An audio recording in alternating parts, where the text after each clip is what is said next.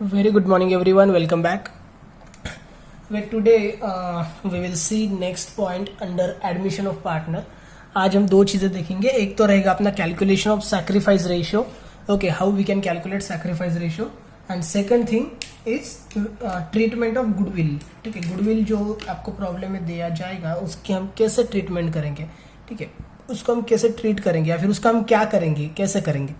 Right, that all we will study today. So सबसे पहले हम देखेंगे आज की calculation of sacrifice ratio. Okay, how to calculate sacrifice ratio. And first of all listen guys. ठीक है, चलो एक बार देख लेते हैं हाउ टू कैलकुलेट. उसके बाद मैं आपको बताऊंगा व्हेन टू कैलकुलेट, कब कैलकुलेट करना है और कब कैलकुलेट नहीं करना है. ठीक है, सो सबसे पहले तो देखो उसका फॉर्मूला क्या है. Sacrifice ratio is equal to, sacrifice ratio का फॉर्मूला क्या आएगा ये हमें सबसे पहले देखना है. सो एक चीज आप देख लो, व्हाट इज सैक्रिफाइस. पहले सैक्रिफाइस का मीनिंग क्लियर करो. देखिए फॉर्मूलाज वगैरह जो है ना, अकाउंट्स के अंदर बहुत सारे फॉर्मूलाज आपको मिलने वाले. अगर आप सारे फॉर्मूलाज लर्न करने जाओगे, ठीक है, डायरेक्टली लर्न करने जाओगे तो फिर कंफ्यूजन बढ़ सकता है definitely. So why to learn. Okay, उसको अगर समझ के लोगे आप, अच्छे से अंडरस्टैंडिंग हो जाएगी तो फिर कहीं पे भी कोई भी डिफिकल्टी आपको नहीं आने वाली है. राइट, सो सैक्रिफाइस जब कोई पार्टनर करता है तो उसको जब पहले प्रॉफिट मिलता था वो ज्यादा रहेगा कि अभी जो मिल रहा है वो ज्यादा रहेगा. ठीक है, एक बार हम प्रैक्टिकल एग्जांपल के साथ समझ लेते हैं. सपोज कंपनी का जो प्रॉफिट होता है वो होता है 50,000 रुपीज. ठीक है, and there are two partners now. तो जो दो पार्टनर्स है उनके बीच में अगर 50,000 डिस्ट्रीब्यूट किया जाएगा, ओके, उनके बीच में अगर 50,000 डिस्ट्रीब्यूट किया जाएगा तो कितना मिलेगा. इसको मिलेगा 25,000, इसको मिलेगा 25,000. राइट, बट अब क्या हो रहा है न्यू सिनारियो में, जब तीसरा पार्टनर आता है प्रॉफिट तो भाई अपना 50,000 ही रहेगा. ठीक है, कंपनी को अचानक से, पार्टनरशिप फर्म को अचानक से कोई बहुत बड़ा प्रॉफिट होने वाला नहीं है, प्रॉफिट तो 50,000 ही रहेगा.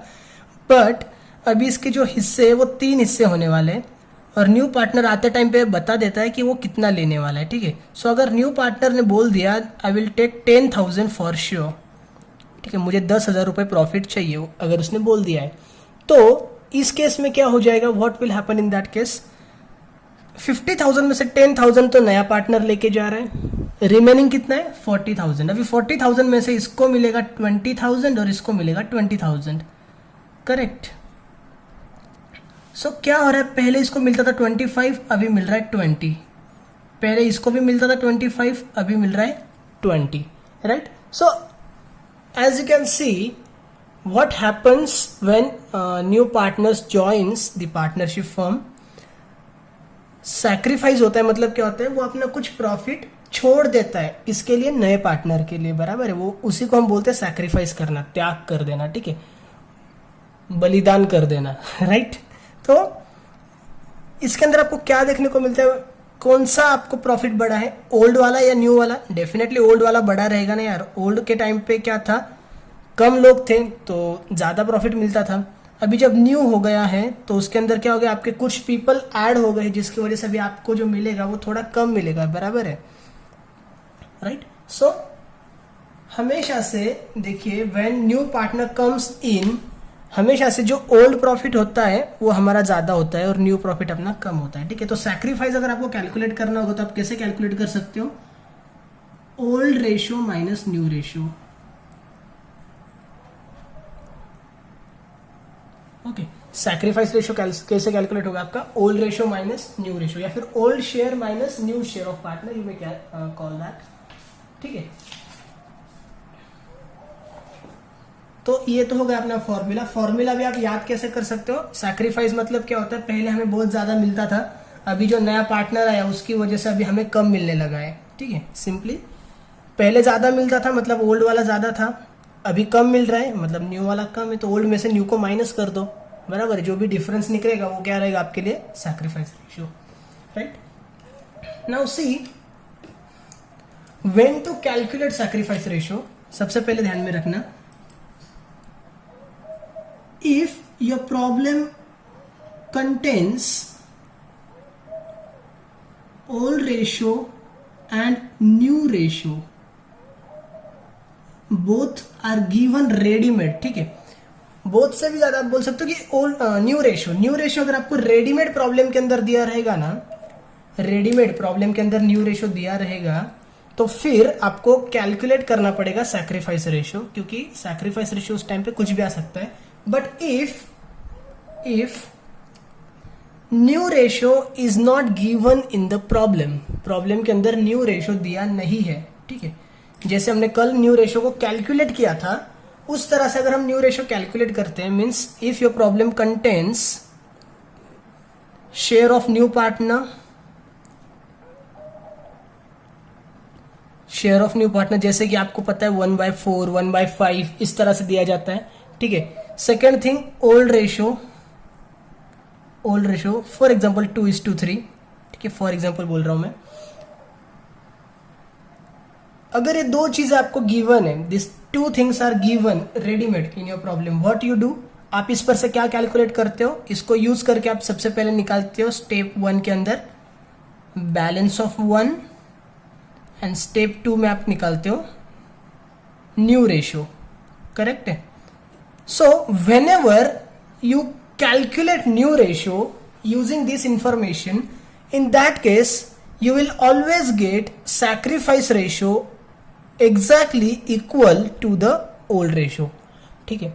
मतलब अगर आपने न्यू रेशियो खुद से कैलकुलेट किया है और उसके बाद आप चाहते हो कि सैक्रिफाइस रेशियो कैलकुलेट करना है, तो भी आपका सैक्रिफाइस रेशियो जो है वो ओल्ड रेशियो के बराबर ही आने वाला है, बराबर है। फॉर एग्जाम्पल एक इजी वे में मैं आपको समझाता हूं। There is mister A and mister B, ठीक है, mister A and mister B. Mister A जो भी प्रॉफिट होता है, ओके, उसमें से 80% खुद लेके जाते हैं और मिस्टर बी 20% लेके जाते हैं, ठीक है। ये उनके बीच में पहले से जो भी है कॉम्प्रोमाइज होकर जो भी है ऑलरेडी डिसाइडेड है, ठीक है। 80% कौन लेके जाता है, मिस्टर ए। मिस्टर बी कितना लेके जाता है, 20%। ये क्या हो गया इनका old ratio, right, this is the old ratio. जब नया पार्टनर आएगा आपके पार्टनरशिप फर्म के अंदर, तो जो भी प्रॉफिट होने वाला है उसमें से आपको उस मिस्टर सी को कुछ देना पड़ेगा, ठीक है, मिस्टर सी को कुछ देना पड़ेगा। अभी ये बंदा कितना देगा, ये 20% का ही सैक्रिफाइस करेगा। अपना जो भी अमाउंट उसके हाथ में आ रही है उसमें से 20% ही ये इसको देगा और ये 80% देगा। ऑब्वियसली ना भाई, ये ज्यादा प्रॉफिट ले रहे तो इसको भी ज्यादा सैक्रिफाइस करना पड़ेगा, ये कम प्रॉफिट ले रहे तो सैक्रिफाइस इसको कम करना पड़ेगा, ठीक है। सो अगर आपको चाहिए तो आप कैलकुलेट करके देख सकते हो, ठीक है। कल वाले जो प्रॉब्लम्स हमने सॉल्व किए थे न्यू रेशियो के, कोई भी एक प्रॉब्लम उठा लो और उस पर से दोबारा सैक्रिफाइस रेशियो कैलकुलेट करो, आपको वो एग्जैक्टली ओल्ड रेशियो जितना है उतना ही मिलेगा, ठीक है। So you can do that.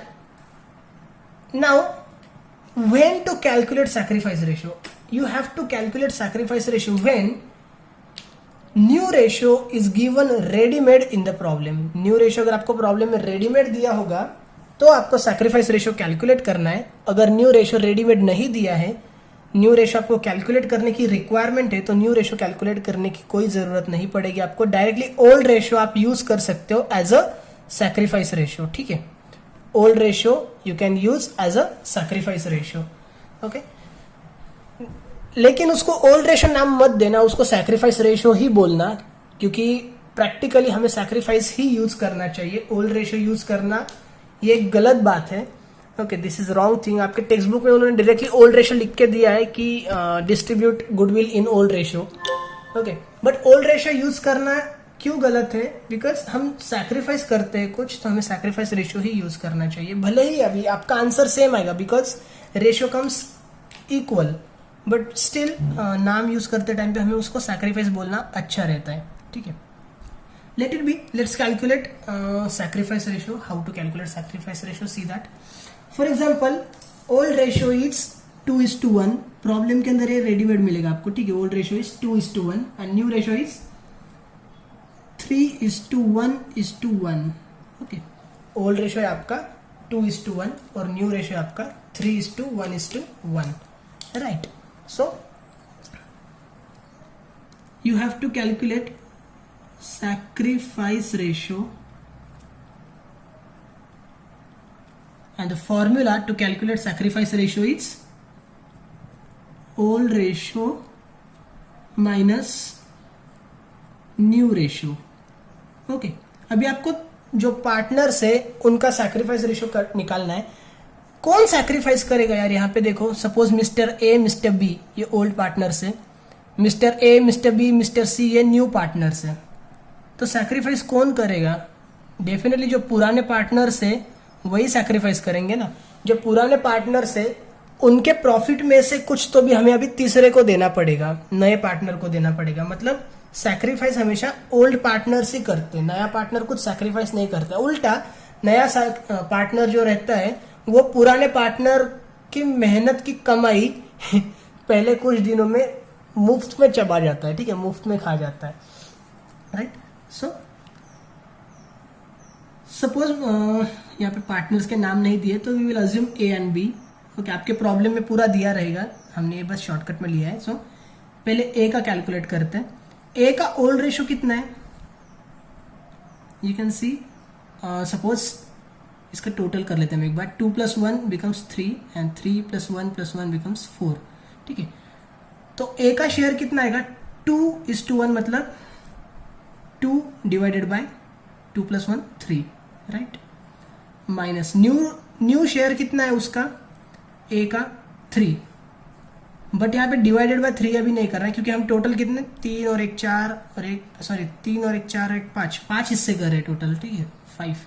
So this should come 3/5, right, 3/5। Now आपको माइनस करना है। How you can do that? कैसे करना है? सो सिंपली यहाँ पे जब मल्टीप्लीकेशन रहता है हम सीधा सीधा मल्टीप्लीकेशन करते हैं। कल हमने क्या किया था? 2 × 3। बट अगर माइनस रहेगा तो हमें क्या करना पड़ता है? क्रॉस मल्टीप्लीकेशन, ठीक है। कैसे करते हैं क्रॉस मल्टीप्लीकेशन? 2 × 5 कितना होगा? 10, ये बीच में minus as it is. 3 × 3 9 divided by 3 × 5 15, correct है। तो आंसर आपका आएगा 10 - 9 मतलब 1/15, ठीक है, 1/15। बी का भी सेम कैलकुलेट करना है। बी का ओल्ड रेशियो कितना है? देखो, बी का 1 था, 1 डिवाइडेड बाय कितना आएगा? टोटल 3, ठीक है। और यहाँ पे भी कितना है? 1 ही है, सो -1 डिवाइडेड बाय, लेकिन अभी टोटल कितना है? 3 + 1 + 1 मतलब 5, ओके। सो टोटल शेयर 5 है, 5 में से एक पार्ट अभी उसको मिलने वाला है। तो देखो कितना सैक्रिफाइस होता है उसका। अगेन आपका डिनोमिनेटर सेम नहीं है तो आपको क्रॉस मल्टीप्लीकेशन करना पड़ता है। 1 × 5 ये ऊपर और ये नीचे, बराबर है। 1 × 5 5, 1 × 3 -3 डिवाइडेड बाय 3 × 5 15, ठीक है। क्या किया हमने? यहाँ का ऊपर यहाँ का नीचे, उसके बाद माइनस, उसके बाद यहाँ का ऊपर यहाँ का नीचे और अपॉन ये दोनों नीचे का मल्टीप्लीकेशन, ठीक है। 5 - 3 2/15। सो आपका सैक्रिफाइस रेशियो क्या आ रहा है? ये 15 आप कैंसिल कर दो। सैक्रिफाइस रेशियो आपका आता है, सैक्रिफाइस रेशियो दैट कम्स 1:2, 1:2, ठीक है।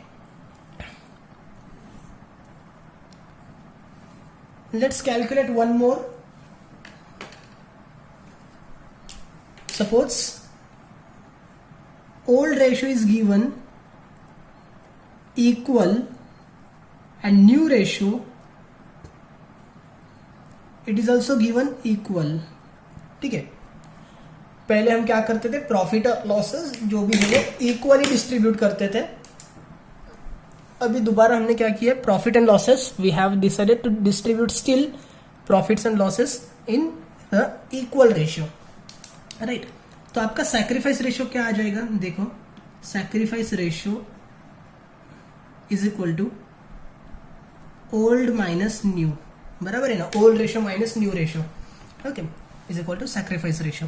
सो इक्वल का मतलब क्या होता है, इक्वल का मतलब होता है भाई 1:1, ओके, और यहाँ पे भी इक्वल का मतलब क्या हो जाएगा 1:1:1, ठीक है। पहले 2 पार्टनर्स थे, अभी 3 पार्टनर्स है। सी हाउ मेनी पार्टनर्स, ये आपके प्रॉब्लम में दिया रहेगा, ओके, पूरा डिटेल में प्रॉब्लम रहता है, हमने बस यहाँ पे बस रेशो लिखा है, अभी पूरा प्रॉब्लम हम नहीं लिख रहे हैं।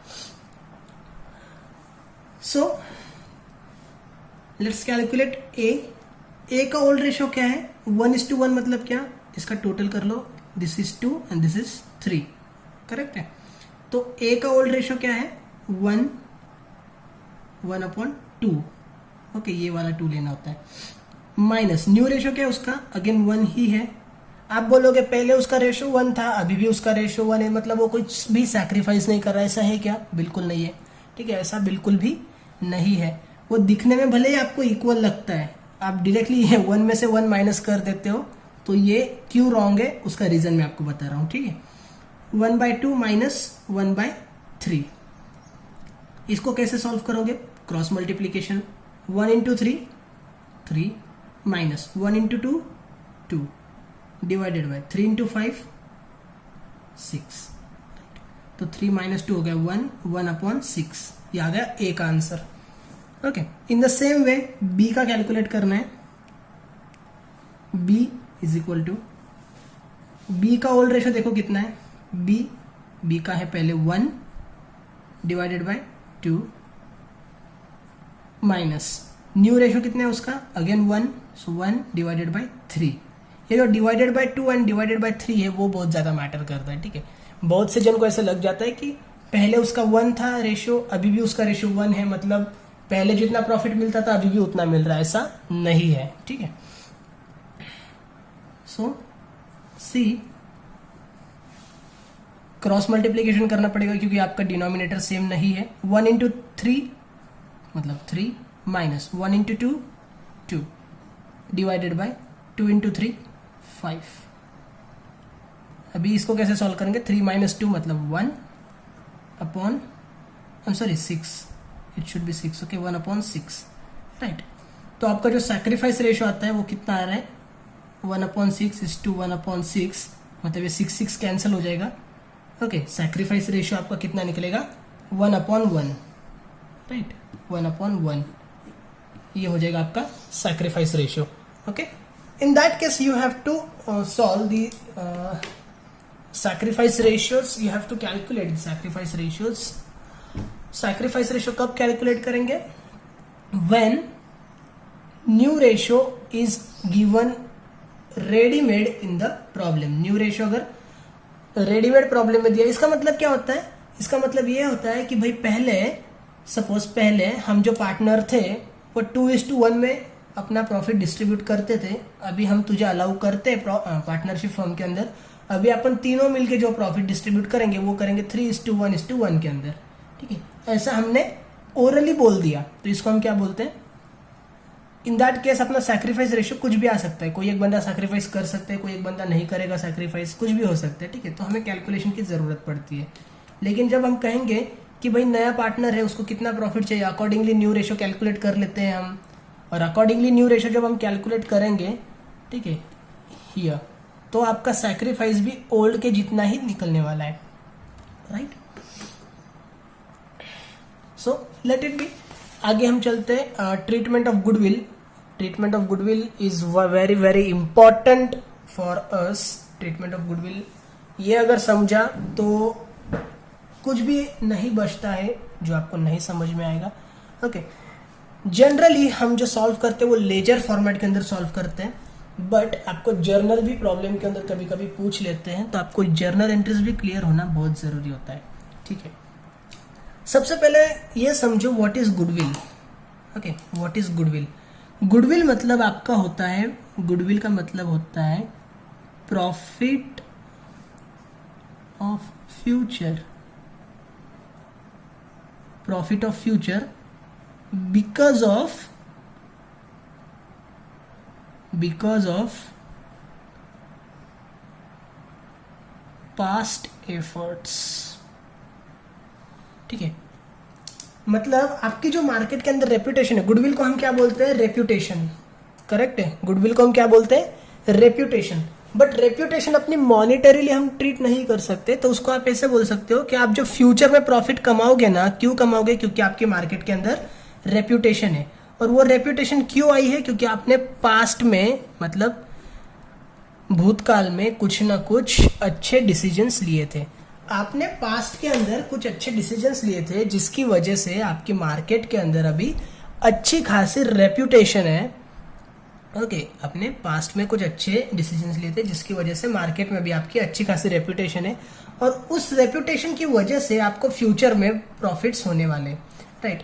फॉर एग्जाम्पल, मेरी जो शॉप है उसके अंदर कुछ कस्टमर्स ऐसे हमेशा आपको देखने को मिलेंगे कि वो हमेशा मेरे पास ही आते हैं, कहीं और नहीं जाते हैं। They are my regular customers, बराबर है, रेगुलर कस्टमर्स। वो क्यों आते हैं मेरे पास, बिकॉज ऑफ माई गुडविल, बराबर है, मेरे गुडविल की वजह से वो मेरे पास हमेशा आते हैं। तो अगर ये नया पार्टनर नहीं भी आएगा तो भी वो कस्टमर तो मेरे पास आने ही वाले रेगुलरली। बट जब ये न्यू पार्टनर मेरे पास मेरे पार्टनरशिप फर्म में ऐड हो जाता है, तो वो जो रेगुलर कस्टमर है मेरा, उसके लिए सारी मेहनत हमने की है, जो ओल्ड पार्टनर से हम दोनों ने की है, ठीक है। बट अभी जो भी प्रॉफिट होगा उस कस्टमर से भी, उसमें हिस्सा जो रहेगा, उसमें जो डिस्ट्रीब्यूशन होगा वो तीनों के लिए होगा। उस कस्टमर को क्रिएट करने के लिए, उस कस्टमर का भरोसा जीतने के लिए, नया जो पार्टनर है उसने तो कोई मेहनत की नहीं थी, बट फिर भी उसका भी प्रॉफिट अभी ये नया पार्टनर लेने लगेगा, बराबर है।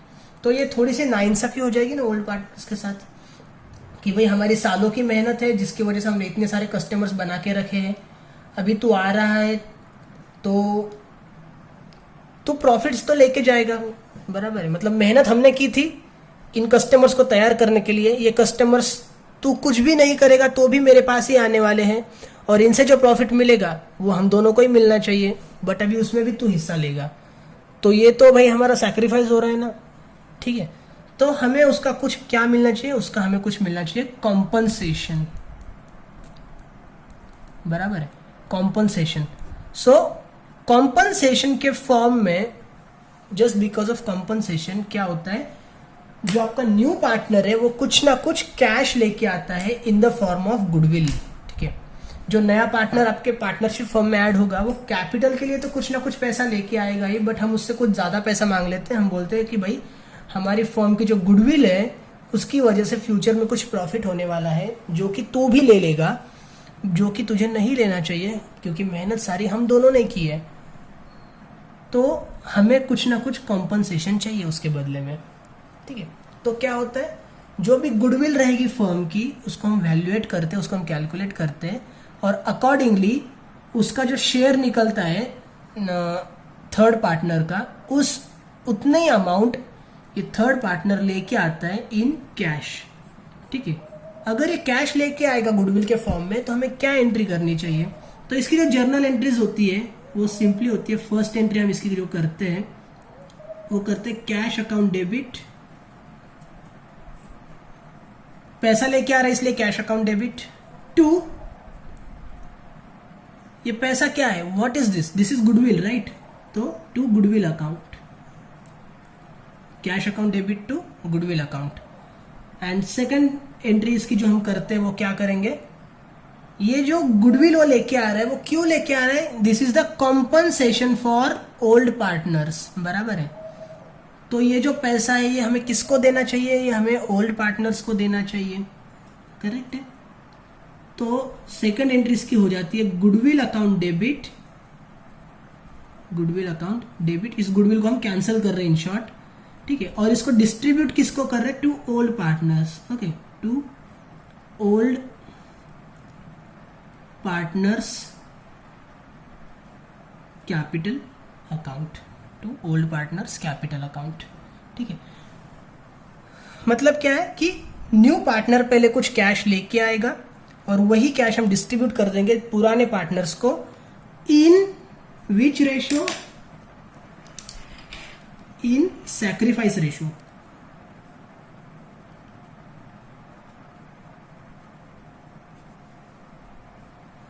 ठीक है। ओल्ड पार्टनर्स को जो हम ये पैसा डिस्ट्रीब्यूट करेंगे वो सैक्रिफाइस रेशियो में डिस्ट्रीब्यूट करना चाहिए, क्योंकि जो बंदा ज्यादा सैक्रिफाइस कर रहा है उसको ज्यादा मिलना चाहिए गुडविल का पार्ट, और जो बंदा कम सैक्रिफाइस कर रहा है या फिर बिल्कुल भी सैक्रिफाइस नहीं कर रहा है, अगर वो कुछ भी बलिदान नहीं दे रहा है, मतलब फ्यूचर में भी वो उतना ही प्रॉफिट लेने वाला है, तो फिर उसको गुडविल में से शेयर देने का कोई मतलब ही नहीं बनता है, राइट। तो ये जो हम डिस्ट्रीब्यूट करते हैं ओल्ड पार्टनर्स के लिए, उसको हम उसके लिए रेशियो यूज किया जाएगा सैक्रिफाइस रेशियो, ठीक है। लेजर के फॉर्म में समझ लेते हैं।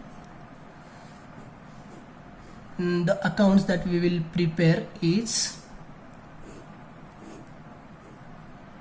फर्स्ट हो गया कैश अकाउंट, ठीक है, यहां पे आपको जैसे दिख रहा है वैसे। सेकेंड गुडविल अकाउंट आपको दिख रहा है, okay. And third partners capital account,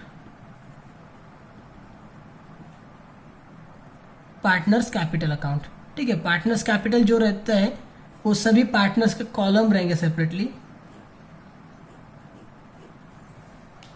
okay. For example A B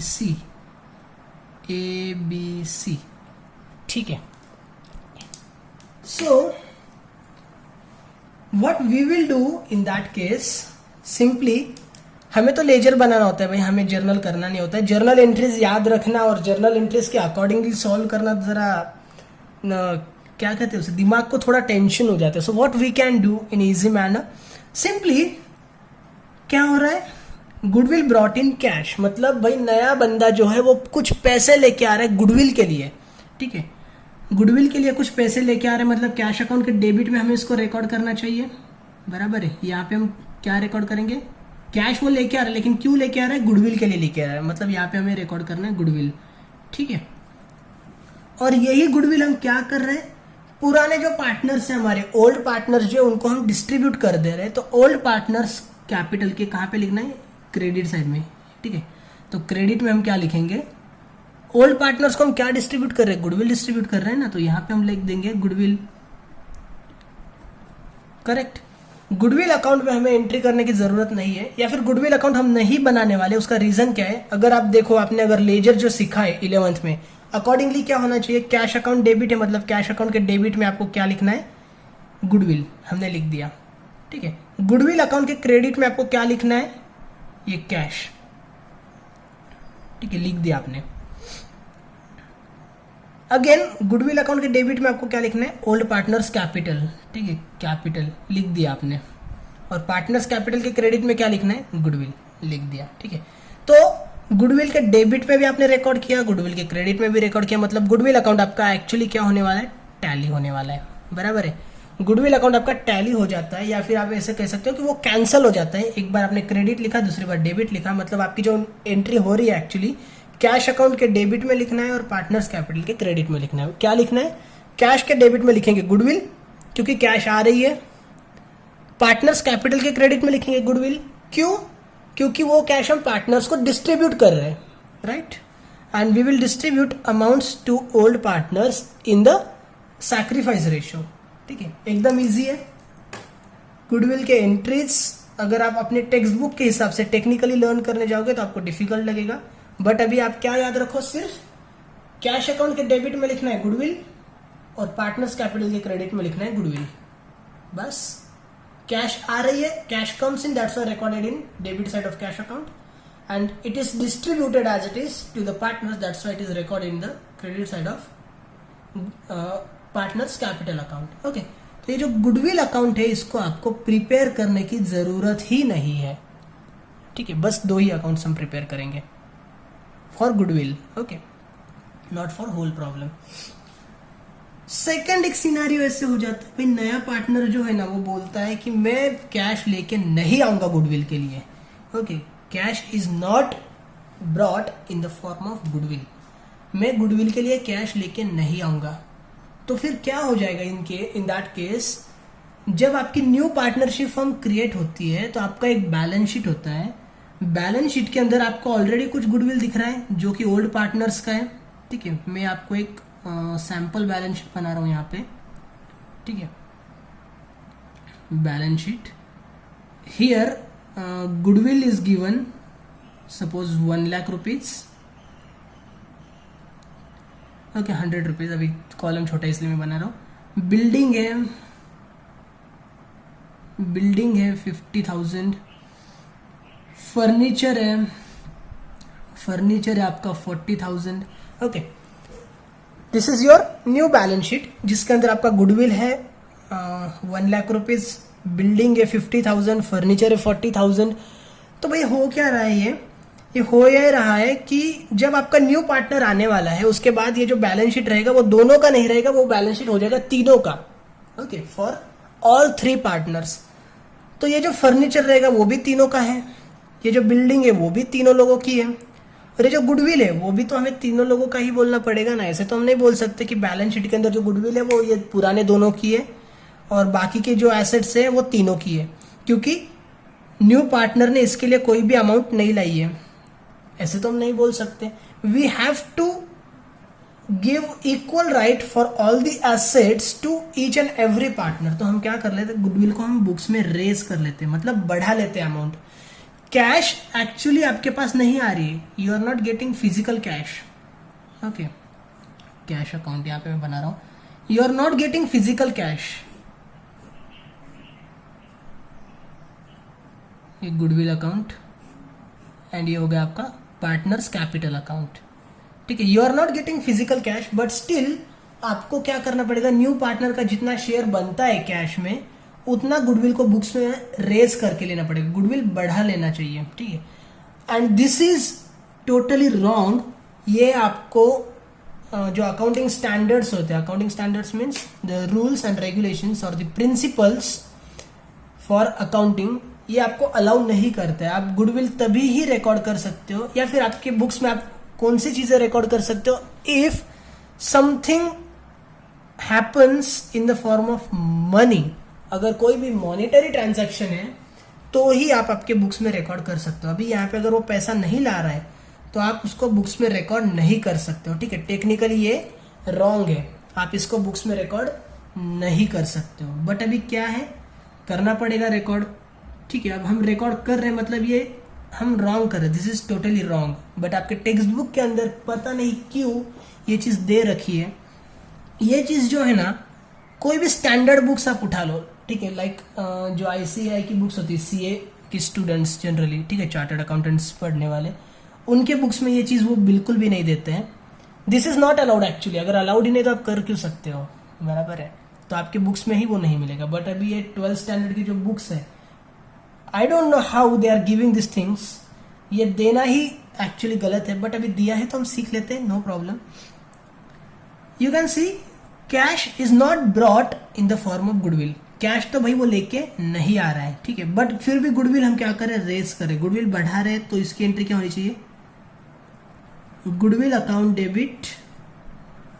goodwill बढ़ रही है ना आपकी बुक्स के अंदर, तो गुडविल अकाउंट डेबिट टू, और ये हमें किसका डिस्ट्रीब्यूट करनी, टू ओल्ड पार्टनर्स,